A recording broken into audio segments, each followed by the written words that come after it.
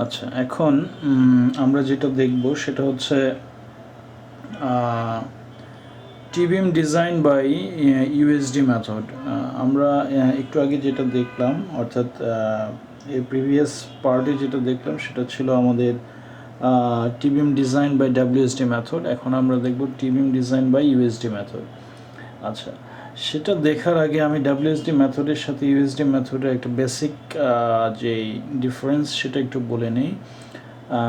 ডাব্লিউএসডি মেথডে আমরা যেটা করি, টোটাল লোড ক্যালকুলেট করে সেটাকেই আমরা টোটাল লোড হিসেবে কাউন্ট করি, কিন্তু ইউএসডি মেথডে যেটা করতে হয় যে টোটাল লোড ক্যালকুলেট করার আগে ডেড লোড এবং লাইভ লোডকে একটা ফ্যাক্টর দিয়ে মাল্টিপ্লাই করতে হয়, এবং ফ্যাক্টর দিয়ে মাল্টিপ্লাই করে ফ্যাক্টর অফ সেফটি দিয়ে মাল্টিপ্লাই করে টোটাল যেই ডেড লোড এবং লাইভ লোড থাকে সেই লোডকে একটু বাড়িয়ে নেওয়া হয়, যাতে করে আমাদের ফ্যাক্টর অফ সেফটিটা বেড়ে যায়। এটা হচ্ছে একটা বেসিক ডিফারেন্স। মূলত আমরা যেটা করি, ডেড লোডকে 1.4 এবং লাইভ লোডকে 1.7 দিয়ে মাল্টিপ্লাই করে নিই ইউএসডি মেথডে। তো যাই হোক, এটা আমরা ডিজাইনের সময় দেখব। এখন ডিজাইন এক্সাম্পলটা একটু দেখি। এক্সাম্পল নাম্বার 1-এ বলা আছে, use USD method to design the simply supported T-beam loaded as shown below in addition to its self-weight if it is part of a beam system carrying a 3-inch thick slab with floor finish of 30 psf, random wall of 120 psf, live load of 150 psf, a transverse diameter distance 10 feet center to center apart. Given FC prime equals to 3 ksi, Fy equals to 60 ksi. অর্থাৎ এখানে একটা simply supported বিম আছে, যেখানে বিমের span length বলে দেয়া আছে 30 fit. বিমের স্প্যান লেন্থ বলে দেয়া আছে 30 ফিট, এবং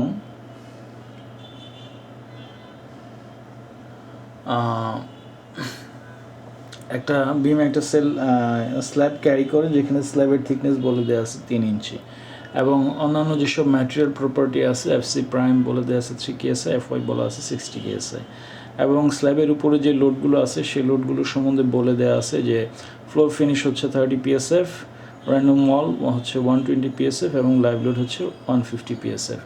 একটা বিম থেকে আরেকটা বিমের ডিস্টেন্স দেওয়া আছে 10 ফিট, এবং আমাদের বলা হয়েছে এই ধরনের একটা বিম সিস্টেম যদি থাকে, সেই বিম সিস্টেমকে আমাদের টি-বিম ডিজাইন করতে হবে বাই ইউএসডি মেথড। তো যেহেতু আমরা যেটা আগে দেখেছিলাম যে যেহেতু সেলফ-ওয়েট সহ আমাদের ডিজাইন করতে হবে, আমাদের একটা ইনিশিয়াল একটা সেকশন এই টি-বিমের ধরে নিতে হবে। তো ইনিশিয়াল সেকশন আমরা এখানে ধরে নিচ্ছি হাইট ইকুয়ালস টু 20 ইঞ্চ, এবং যে বিমের যে ওয়েভ হবে সেটা ধরে নিচ্ছি বিডব্লিউ ইকুয়ালস টু 12 ইঞ্চ, এবং স্ল্যাবের থিকনেস বলা আছে 3 ইঞ্চ। তাহলে এভাবে আমরা একটা টি-বিমের সেকশন, ইনিশিয়ালি একটা টি-বিমের সেকশন ধরে নিতে পারি। এখানে একটা সিম্পলি সাপোর্টেড বিম আছে যার স্প্যান লেন্থ হচ্ছে 30 ফিট, এবং এর মধ্যে ইনিশিয়াল যে ইউডিএল বা ইউনিফর্মলি ডিস্ট্রিবিউটেড লোড আছে সেটাকে আমরা ধরে নিচ্ছি ডব্লিউ। তো এটার যদি সলিউশনে আমরা যাই, সলিউশনে বলা আছে যে F C prime equals to 3 ksi, F Y equals to 60 ksi, এবং বিমের যে initial dimension B W equals to 12 inch এবং height H equals to 20 inch বলা আছে। প্রথমে আমাদের যেটা করতে হবে, লোড ক্যালকুলেট করতে হবে, ফ্যাক্টর ওয়েট ফ্রম স্ল্যাব থেকে যেই লোডটা আসে সেটা ফ্যাক্টর দিয়ে মাল্টিপ্লাই করলে কী হয়, প্রথমে সেটা বের করবো আমরা। এখানে ডেড লোড যেগুলো আছে, স্ল্যাবের থিকনেস 3/12 ইন্টু 150 হচ্ছে কংক্রিটের ইউনিট ওয়েট এটা, প্লাস ফ্লোর ফিনিশ 30 পিএসএফ, এবং র্যান্ডম ওয়াল আছে 120 পিএসএফ। এই সবগুলোই হচ্ছে ডেড লোড। এই সবগুলোকে আমরা 1.4 দিয়ে মাল্টিপ্লাই করলাম, প্লাস আমাদের লাইভ লোড আছে হচ্ছে 150 পিএসএফ, সেটা লাইভ লোড, এবং সেটাকে আমরা 1.7 দিয়ে মাল্টিপ্লাই করলাম। তাহলে আমাদের টোটাল লোড আসতেছে এখানে 517.5 পিএসএফ, এবং এটাকে যদি পাউন্ড থেকে যদি কিপে নেই তাহলে হবে 0.518 কেএসএফ। আমরা এখন যেই লোডটা আছে সেই লোডটাকে যদি বিমে ট্রান্সফার করি তাহলে কি হবে, সুপারইম্পোজ লোড আমাদের ক্যালকুলেট করতে হবে, যেহেতু একটা বিম থেকে আরেকটা বিমের ডিস্টেন্স হচ্ছে 10 ফিট, এবং স্ল্যাব থেকে বিমের লোড কীভাবে ট্রান্সফার হয় সেটা আমরা জানি যে বিমের দুই প্রান্ত থেকে লোড আসবে স্ল্যাবের বিম যেখানে আছে সেই বিমের দুই পাশে স্ল্যাব থেকে বিমের উপর লোড আসবে। সেক্ষেত্রে যদি একটা স্ল্যাব থেকে অর্ধেক আসে, ঠিক বিমের অপর সাইডে যে স্ল্যাব আছে সেখান থেকে অর্ধেক আসবে। সেক্ষেত্রে টোটাল লেন্থ হয়ে যাবে আমাদের 10 ফিট, এবং 10 ফিট লোড হলে 10 ফিট হলে পরে সেই 10 ফিট থেকে যে পরিমাণ লোড আসবে সেটাকে আমরা বলবো super impose load per fit is W0, সেটা হবে 0.518 ইন্টু 10। তাহলে আমরা আমাদের পেয়ে যাচ্ছি সুপার ইম্পোজ লোড 5.18 কিপ পার ফিট, 5.18 কিপ পার ফিট পেয়ে যাচ্ছে। যেহেতু লোড পেয়ে গেলাম আমরা, এখন বিমের সেলফ ওয়েটটা আমরা ক্যালকুলেট করব। বিমের যেহেতু ইনিশিয়াল সেকশন বলে দেওয়া আছে 12 ইন্টু 20, তাহলে 12 ইন্টু 20 ডিভাইডেড বাই 12 ইন্টু 12 করলে এবং কংক্রিটের ইউনিট ওয়েট 0.15 দিয়ে আমরা মাল্টিপ্লাই করলাম, সেক্ষেত্রে আমাদের বিমের সেলফ ওয়েট আসতেছে 0.25 কিপ পার ফিট। এখন আমরা টোটাল লোড বের করব। টোটাল আলটিমেট লোড যেটা হবে WU ইকুয়ালস টু 5.18 প্লাস 0.25 যেটা, সেটা হচ্ছে বিমের সেলফ ওয়েট। তো বিমের সেলফ ওয়েটটা এক ধরনের ডেড লোড, যেহেতু এখানে ইউএসডি মেথডে আমাদেরকে লোডকে ফ্যাক্টর দিয়ে মাল্টিপ্লাই করতে হয়, তাহলে বিমের যে সেলফ ওয়েটটা আমরা পেলাম সেটাকেও আমাদের 1.4 দিয়ে মাল্টিপ্লাই করতে হবে। তো এই জন্য আমরা এখানে 5.18 প্লাস 0.25 যেটা বিমের সেলফ ওয়েট ছিল সেটাকে 1.4 দিয়ে মাল্টিপ্লাই করলাম, তাহলে আমাদের টোটাল লোড WU আসতেছে আমাদের এখানে 5.53 কিপ পার ফিট। টোটাল আলটিমেট লোড পেয়ে গেলে আমরা এখন আলটিমেট মোমেন্ট ক্যালকুলেট করতে পারি। MU সমান হবে WU L²/8। এখানে WU হচ্ছে আমাদের 5.53 এবং L হচ্ছে 30, তাহলে 30² ডিভাইডেড বাই 8 করলে আমাদের মোমেন্ট আসতেছে 621.6 কিপ ফিট। এখানে আমরা প্রথমত লোডকে ফ্যাক্টর দিয়ে মাল্টিপ্লাই করে বাড়িয়ে নিলাম, আর যেটা মোমেন্ট আছে সেটাকেও আমাদের ফ্যাক্টর অফ সেফটি বাড়ানোর জন্য একটা ফ্যাক্টর দিয়ে ভাগ দিতে হবে, যেটাকে আমরা বলি ফাই ইকুয়ালস টু 0.9। তো 0.9 দিয়ে যদি আমরা কোনো সংখ্যাকে ভাগ দিই তাহলে তার ফ্যাক্টর অফ সেফটি বাড়বে, কারণ 0.9 থেকে দিয়ে কোনো কিছুকে ভাগ দিলে সেই সংখ্যার মান বেড়ে যাবে। তো বেড়ে গেলে ডেফিনেটলি এখানে মোমেন্টের মান যদি বেড়ে যায় তার মানে আমাদের ফ্যাক্টর অফ সেফটি আরও বেড়ে যাচ্ছে। তো required nominal moment MN equals to MU divided by phi. তাহলে MU আমাদের আছে এখানে 621.6, ফাইয়ের মান 0.9, এটা দিয়ে ভাগ দিলে আমাদের আমরা এখানে মোমেন্ট পেয়ে যাচ্ছি 690.6 কিপ ফিট, 690.6 কিপ ফিট। তাহলে এখানে আমরা যে জিনিসটা দেখতে পাচ্ছি যে প্রথমত আমরা লোডকে একটা ফ্যাক্টর দিয়ে ডেড লোড ফ্যাক্টর এবং লাইভ লোড ফ্যাক্টর দিয়ে মাল্টিপ্লাই করে লোডকে বাড়ালাম, এবং পরবর্তীতে আমাদের যে মোমেন্ট আসলো সেই মোমেন্টকেও আমরা একটা ফ্যাক্টর দিয়ে ভাগ দিলাম, যাতে করে আমাদের মোমেন্টও বেড়ে গেল। এখন মোমেন্ট বেড়ে যাওয়াতে যেটা হলো যে আমরা যে বাড়তি মোমেন্টের জন্য ডিজাইন করবো, সেক্ষেত্রে আমাদের যে সেকশন আসবে বা যে সেকশন আমরা ধরেছি সেটা বাড়তি মোমেন্টের জন্য স্যাটিসফাইড হচ্ছে কিনা সেটাই আমরা চেক করতে হবে। তো তার জন্য যদি স্যাটিসফাইড করে তাহলে এতে বোঝা যাচ্ছে যে বাড়তি মোমেন্টের কারণে যেই সেকশনটা আমাদের স্যাটিসফাইড হবে সেটা ডেফিনেটলি ফ্যাক্টর অফ সেফটি অনেক বেশি হবে। আচ্ছা, তারপরে আমরা যেটা ক্যালকুলেট করব বি এফেক্টিভ বা effective with of the ফ্লেঞ্চ। Effective with of the ফ্লেঞ্চ বের করার তিনটা কন্ডিশন আছে। সেটা হচ্ছে মিনিমাম অফ L/4 অথবা 16T প্লাস BW অথবা centre to centre distance of beam. এই তিনটের মধ্যে যেটা সবচেয়ে ছোট সেটা আমরা নিব। তাহলে L/4 করলে আমাদের আসতেছে এখানে স্প্যান লেন্থ হচ্ছে 30 ফিট। ফিটকে ইঞ্চিতে নেওয়ার জন্য 12 দিয়ে মাল্টিপ্লাই করলাম, 30 ইন্টু 12 ডিভাইডেড বাই 4 করলে আমাদের আসতেছে 90 ইঞ্চ। আচ্ছা, তারপরে 16T প্লাস BW, তাহলে টি এর মান এখানে দেওয়া আছে 3 ইঞ্চ, তাহলে 16 ইন্টু 3 প্লাস BW বলা আছে 12, তাহলে করলে আমাদের এখানে আসতেছে 60 ইঞ্চ। আর centre to centre distance of beam বলা আছে 10 ফিট, তাহলে 10 ইন্টু 12 করলে আসতেছে 120 ইঞ্চ। এবং এই তিনটের মধ্যে আমরা দেখতে পাচ্ছি সবচেয়ে ছোট হচ্ছে 60 ইঞ্চ, তাহলে আমাদের এফেক্টিভ উইথ অফ ফ্লেঞ্চ হবে 60 ইঞ্চ, যেটা হলো minimum of all the cases. এই যে তিনটা আমরা কন্ডিশন দেখলাম এর মধ্যে এটাই হচ্ছে সবচেয়ে ছোট। তাহলে আমরা ধরে নিলাম যে effective with of flange of T beam will be 60 inch. আচ্ছা, এরপরে আমাদের ডি বের করতে হবে। তো আমাদের বিমের যে হাইট আছে, এখানে বিমের টোটাল হাইট হচ্ছে 20 ইঞ্চ প্লাস 3 ইঞ্চ। যেহেতু স্ল্যাবের যে 3 ইঞ্চ থিকনেস সেটাও বিমের একটা পার্ট, তাহলে এটা বিমের টোটাল হাইটের মধ্যে আমাদের কনসিডার করতে হবে। তাহলে আমাদের টোটাল বিমের হাইট আসতেছে 20 প্লাস 3 ইঞ্চ, 23 ইঞ্চ। সেখান থেকে আমরা যদি কাভারটা বাদ দিই, কাভারের জন্য যেই লেন্থটুকু হবে সেটা যদি বাদ দিই, তাহলে আমাদের আসতেছে, যেহেতু আমরা ধরে নিচ্ছি 2 লেয়ার অফ বটম স্টিল হবে, তাহলে কাভারের জন্য আমরা 4 ইঞ্চি বাদ দিব। তাহলে আমাদের ডি হবে effective depth, D equals to হবে 20 plus 3 minus 4 which is 19 inch. তাহলে আমাদের ইফেক্টিভ ডেপথ পাচ্ছি আমরা 19 ইঞ্চি। আচ্ছা, এখন আমাদের এই যে বিমটা ডিজাইন করব, এটা টি বিম হবে কিনা সেটা আমাদের প্রথমত একটু চেক করে নিতে হবে, যেটা আমরা WSD মেথডে কেডির মাধ্যমে চেক করেছিলাম। এখানে আমরা চেক করব এর মাধ্যমে। তাহলে এর মাধ্যমে যদি চেক করি, এ ইকুয়ালস টু আমাদের যে ফর্মুলাটা আছে সেটা হচ্ছে D into third bracket 1 minus root over of 1 minus 2 into mn divided by 0.85 FC prime B effective into D square। তাহলে এখানে সবগুলো মান আমরা জানি। ডি এর মান জানি 19 ইঞ্চ, mn বা নমিনাল মোমেন্ট জানি 690.6, FC prime জানি 3, B effective জানি 60 ইঞ্চ, ডি জানি 19। তাহলে সবগুলো যদি এখানে বসাই এবং এই ইকুয়েশনটা যদি ক্যালকুলেট করি, তাহলে আমরা A সমান পাই 3.1 ইঞ্চ। 3.1 ইঞ্চ, যেটা আমাদের যে স্ল্যাবের থিকনেস আছে 3 ইঞ্চ তার চেয়ে বেশি। তো যেহেতু স্ল্যাবের থিকনেসের চেয়ে এর মান বেশি আসতেছে, তাহলে আমরা বুঝতে পারছি এটা হবে একটা টি বিম অ্যানালাইসিস।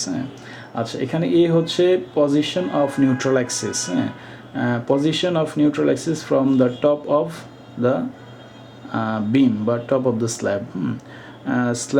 স্ল্যাবের টপ বা বিমের টপ থেকে নিউট্রাল অ্যাক্সিসের যে পজিশন সেটাই হচ্ছে এ। তাহলে যেহেতু নিউট্রাল অ্যাক্সিসের পজিশন আমাদের টপ থেকে যদি ক্যালকুলেট করি, তাহলে আমাদের 3.1 ইঞ্চ আসতেছে, অর্থাৎ আমাদের যে স্ল্যাবের থিকনেস তার চেয়ে একটু বেশি আসতেছে। তার মানে এটা আসলে একটা টি বিম অ্যানালাইসিস হবে, এটা রেক্ট্যাঙ্গুলার বিম হবে না। যদি এর মান 3 কম আসতো, সেক্ষেত্রে আমাদের রেক্ট্যাঙ্গুলার বিম হিসেবে আমরা ডিজাইন করতাম। তো মোটামুটি আমরা এখান থেকে এভাবে চেক করতে পারি যে এটা টি বিম হবে না রেক্ট্যাঙ্গুলার বিম হবে। যেহেতু এটা টি বিম হবে, তাহলে টি বিমের পরবর্তী অ্যানালাইসিসে আমরা যাব এখন ডিজাইনের। Section acts like a T beam with ASF মানে হচ্ছে area of reinforcement for flange, area of reinforcement for flange. এখানে একটা সাইড নোট বলা আছে, the total tensile steel into 2 parts. First part, ASF represents the steel area required to balance the compression force in the overhanging portion of the flange that are stressed to 0.85 FC prime. অর্থাৎ total যে টেনজাইল স্টিলটা হবে এটা দুইটা ভাগে ভাগ করা হয়। প্রথম পার্ট যেটা ASF, সেটা রিপ্রেজেন্ট করছে আমাদের যে ফ্লেঞ্জটা আছে, অর্থাৎ বিমের যে পার্টটা স্ল্যাবের মধ্যে আছে সেটার মধ্যে যে রিইনফোর্সমেন্টটুকু হবে সেটাকে রিপ্রেজেন্ট করছে, যেটা কি করে যে কম্প্রেশন ফোর্স যেটা থাকে সেটাকে ব্যালেন্স করার জন্য কাজ করে, এবং সেখানে যে পরিমাণ স্ট্রেস কাজ করে সেটাকে আমরা 0.85 FC প্রাইম এর সমান ধরে থাকি। তাহলে এখানে আমরা area of steel for flange বের করব। ASF বের করার ফর্মুলা হচ্ছে 0.85 FC prime into B effective minus BW into T/FY। তাহলে এখানে আমরা সবগুলো মান জানি। বি ইফেক্টিভ সমান হচ্ছে 60 এবং BW হলো 12। তাহলে এখানে মানগুলো বসালে আমরা area of steel for flange পাচ্ছি 6.12 ইঞ্চি স্কোয়ার, 6.12 ইঞ্চি স্কোয়ার। এখান থেকে আমরা মোমেন্ট ফর ফ্লেঞ্জ বের করব। মোমেন্ট ফর ফ্লেঞ্জ অর্থাৎ ফ্লেঞ্জ কতটুকু মোমেন্ট ক্যারি করবে সেটাও বের করতে পারবো। মোমেন্ট ফর ফ্লেঞ্জ বের করার ফর্মুলা হচ্ছে ASF into FY into D minus T/2। এখানে আমরা area of steel for flange পেলাম 6.12 এবং FY আমাদের মান দেওয়া আছে 60, ডি আমরা জানি 19, টি আমরা জানি 3। তাহলে মানগুলো বসালে এখান থেকে আমরা মোমেন্ট ফর ফ্লেঞ্জ পেয়ে যাই 535.5 কিউব ফিট, 535.5 কিউব ফিট। এখান থেকে আমরা যদি এখন আমাদের মোমেন্ট ফর ওয়েভ যদি বের করতে চাই, মোমেন্ট ফর ওয়েভ বের করার ফর্মুলা হচ্ছে nominal moment minus moment for flange. Nominal moment আমরা জানি 690.6 মাইনাস আমরা যদি মোমেন্ট ফর ফ্লেঞ্জ করি 535.5, তাহলে আমাদের মোমেন্ট ফর ওয়েভ বের হচ্ছে 155.1 কিউব ফিট, 155.1 কিউব ফিট। এখন আমরা হিসেব করব, নিউট্রাল অ্যাক্সিসের পজিশন আবার হিসেব করব। নিউট্রাল অ্যাক্সিসের বের করার ফর্মুলা হচ্ছে A = D × 1 - √1 - 2 mn divided by 0.85 FC prime B effective into D square। তাহলে এখানে সবগুলো মান বসাবো এবং mn কে আমরা যেহেতু এটা কিউব ফিটে আছে সেটাকে ইঞ্চি দিনের জন্য 12 দিয়ে মাল্টিপ্লাই করলাম, তাহলে এর পজিশন আমাদের আসতেছে 3.53 ইঞ্চ, 3.53 ইঞ্চ। তো সেখান থেকে আমরা এখন ASW বা area of steel for web বের করব। Area of steel for web বের করার ফর্মুলা হচ্ছে 0.85 FC prime into A into BW divided by FY। তাহলে এখানে আমরা পেয়ে যাচ্ছি এরিয়া অফ স্টিল ফর ওয়েভের মান পেয়ে যাচ্ছি 1.8 ইঞ্চি স্কোয়ার, 1.8 ইঞ্চি স্কোয়ার। এখানে একটা সাইড নোট বলে দেওয়া আছে যে tension in the remaining steel area ASW is balanced by the compression in the rectangular portion of beam wave। Tension আমি আবারও পড়ছি, tension in the remaining steel area ASW is balanced by the compression in the rectangular portion of beam wave। অর্থাৎ বাড়তি যেই টেনশনটা থাকছে সেই টেনশনটা আমাদের ব্যালেন্স হচ্ছে ওয়েভে যে বাড়তি কম্প্রেশন থাকে তার মাধ্যমে এই রিমেইনিং যে টেনশন থাকে সেটা ব্যালেন্স হয়।